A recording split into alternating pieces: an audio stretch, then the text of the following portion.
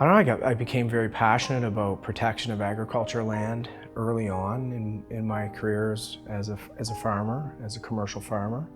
And I just remember having this unexplainable urge to make things right. And I didn't even know really how to do that or what it was all about.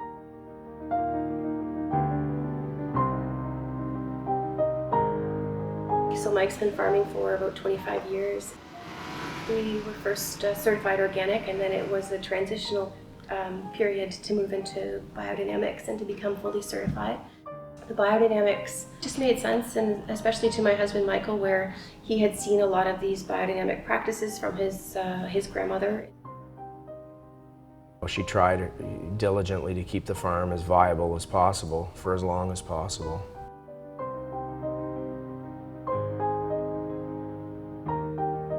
She really shunned any kind of chemicals, no synthetic fertilizers. She didn't really call it organic or natural farming, but that's probably what we would have called it today. My grandmother had a big market garden and an apple farm, and she didn't really spray it or tend it. She just picked the apples. They had scabs on them, so be it. The garden was all cultivated using compost and animal manures and no real synthetic fertilizers. It wasn't called biodynamics to her, it was just called farming. And she would scoff at the neighbors when their bags of empty fertilizer bags would blow over onto our farm. She would curse, like a sailor about that. So I got the impression really at a young age that that was wrong. She taught him how to, plant and harvest according to the moon cycle, and those principles that I think when my dad later found biodynamic farming in his adult life, it really resonated with him. It was very in line with a lot of her teachings.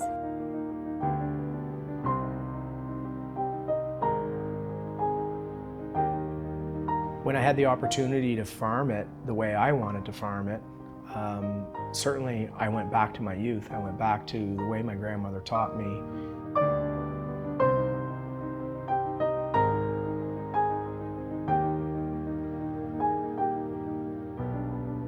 And so we pursued organics, and then it evolved into more serious things like biodynamics. And over time, we just learned more about the effects of the moon, different phases, the different days that we do different treatments inside the vineyard. There's leaf days and root days, and some of the different various things that we do in the vineyard are dependent upon those days.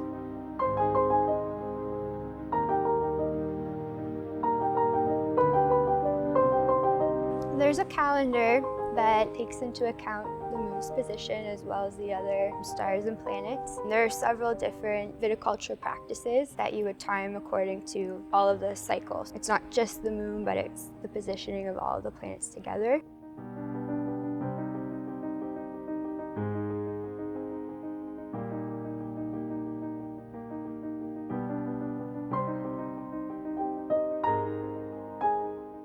If you can believe that the moon affects the tides, which we all know is fact, then you absolutely understand that the moon affects photosynthesis and plant life and water movement and water movement, and so people generally warm up. If they're a bit skeptical, they generally warm up to it.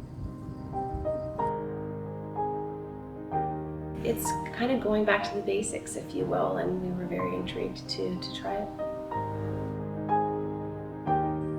These vines are 10 years old, and when we first planted them, they completely defoliated.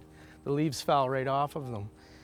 They had downy mildew so bad in the first season that we said, oh my Christ, what have we done?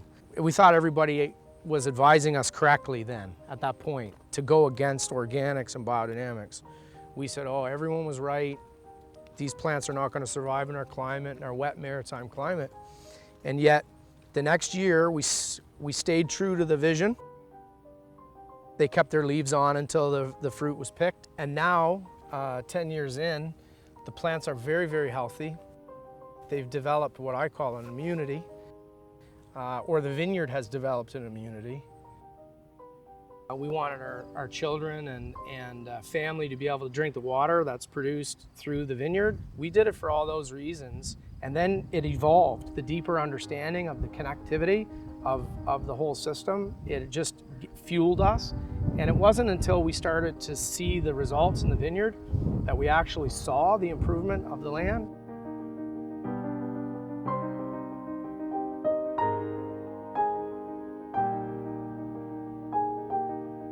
It's a whole shift in thinking. Instead of just looking at the vines themselves, you're looking at the whole farm, what it needs. Sort of like looking at it as a self-containing ecosystem. The animals' main purpose on the farm, they're grazing here, eating the hay from our pastures, eating our grasses, and then providing us with their manure, which is then composted and put back into the soil.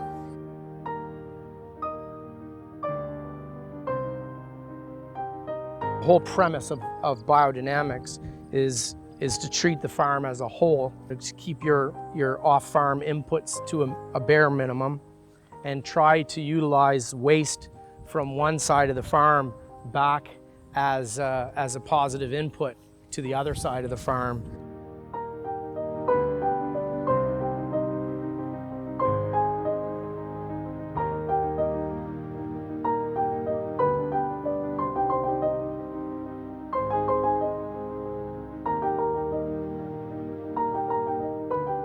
We pick in small hand-held lugs, and we just use hand harvesting here. We don't use mechanized harvesting. Everything is harvested by hand. And this year we'll probably take in about 200 tons.